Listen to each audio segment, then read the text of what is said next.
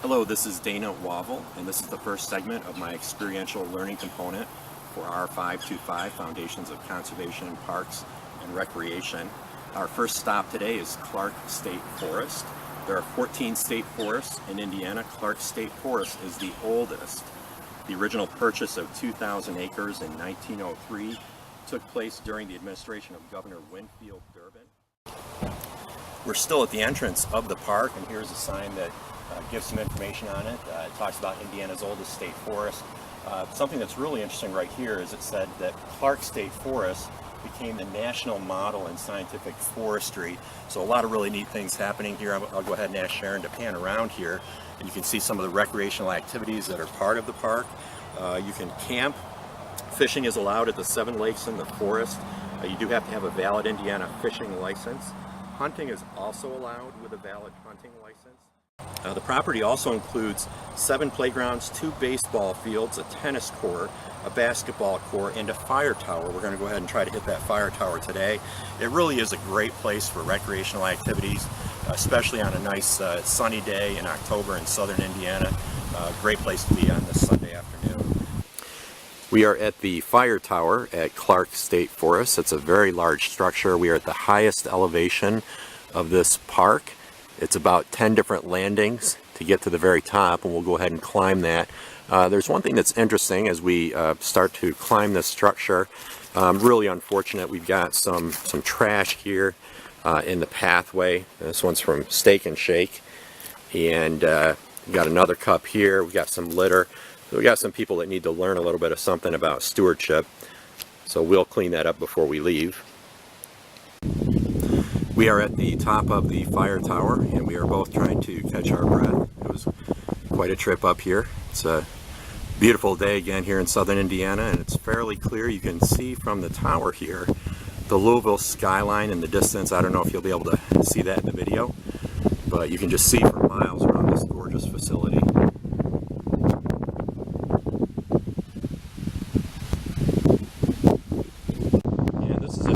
Inside the fire tower, and you can see there's quite a bit of graffiti, so that would tell us the types of visitors that come here. It certainly looks like a popular place, judging by the graffiti. A lot of creative art here, but I guess if there is an upside, at least the facility is getting used. We are deep into Clark State Forest, and one of the most interesting features of this park are 2 gun ranges. One is a public gun range that we're standing in right now, as my wife is, quote, shooting video, love the pun.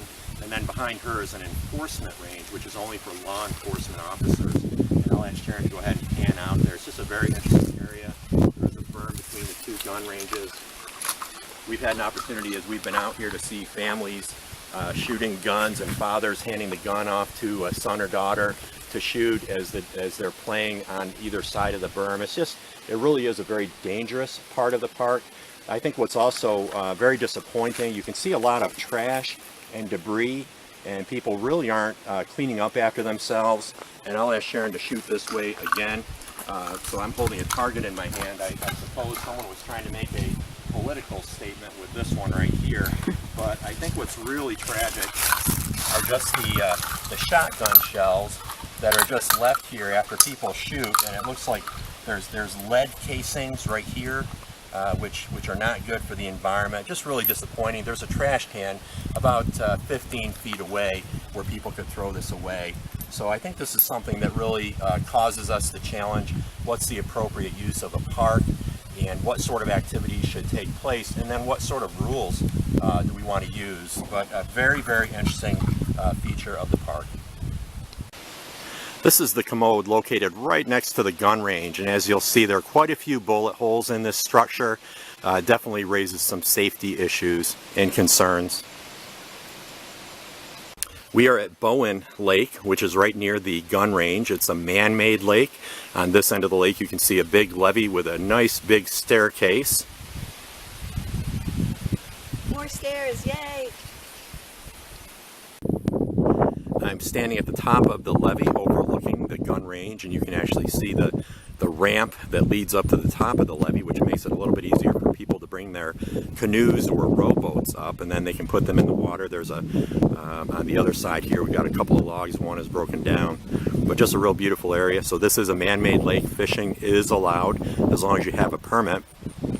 And I'm told that there's a reenactment every year of Muir and Pinchot having a debate as to whether or not this area should have been flooded. A little bit of hedgy humor, sorry, from a bean counter. But again, a beautiful day. One thing we're noticing, there's not a lot of park visitors today. And we've really only run into a couple of cars. Very unfortunate for being a beautiful day that more people aren't out enjoying this, this piece of land. All right, we are at the administrative building here at Clark State Forest. We're about ready to leave. We're going to head down to the Falls of the Ohio. Overall impressions of the park, I really think that this is a forest that you could spend your lifetime getting to know. It's absolutely beautiful. Didn't see a lot of people here today. I think it's underutilized. I think there are some stewardship issues that could be corrected with signage. I think as people request to use the gun range, there probably needs to be a few rules and regulations on what do you do with your spent rounds, and just really highlighting that.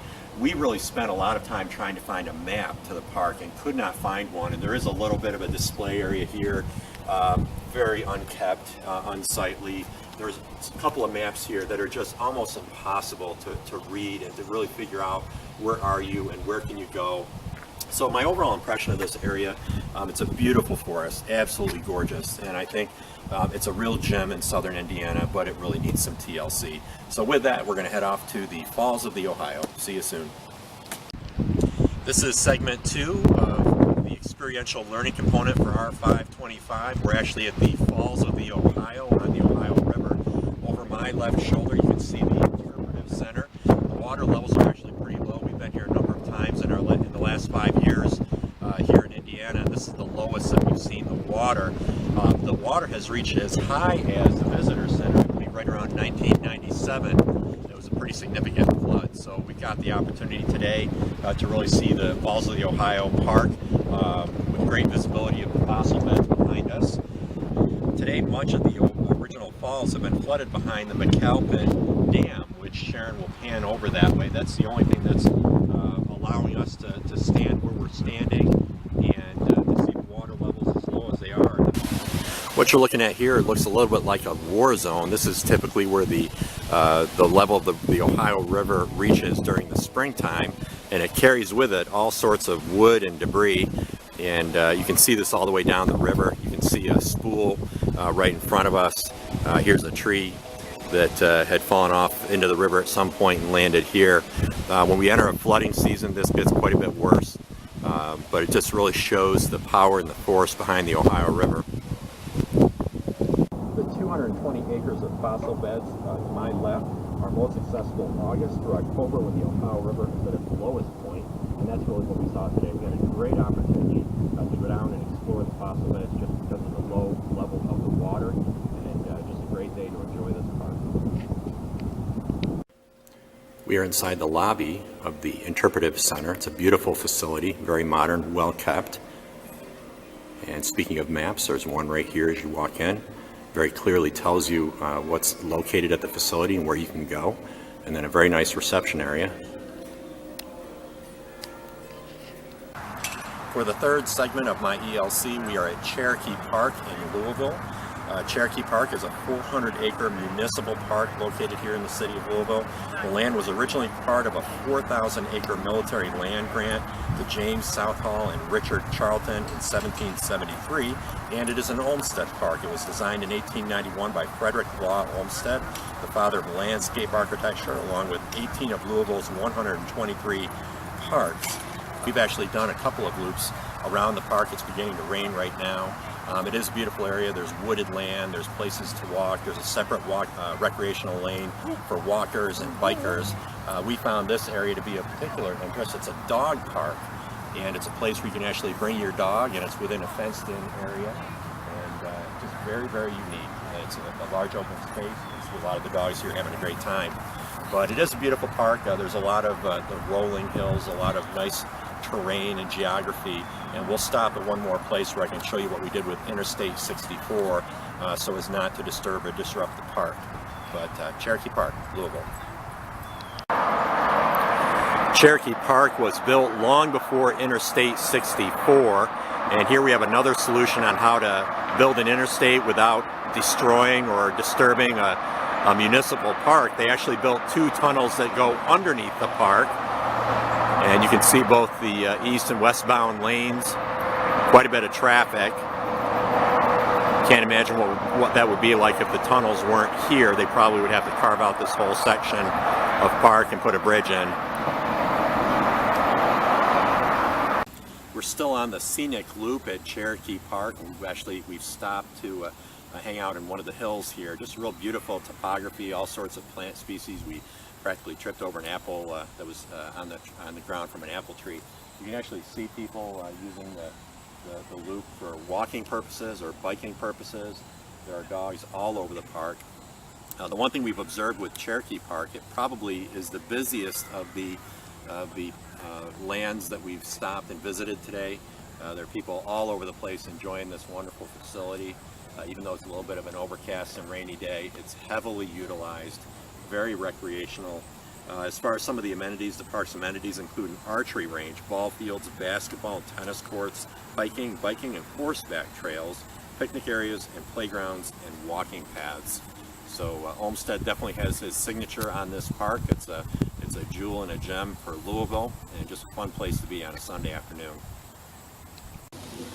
This is an area that's near the entrance of the 400-acre park, and the one thing I'll say about Cherokee Park is it's a very recreational area. You can see behind me is a basketball court. There's a softball field, baseball field over here to my left, and we'll pan over this way. There's a pavilion where you can do some picnicking.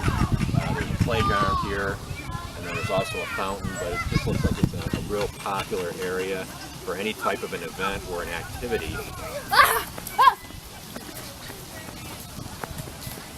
I would say that this park is today, even on an overcast day, it's just full of life. It's been a lot of fun.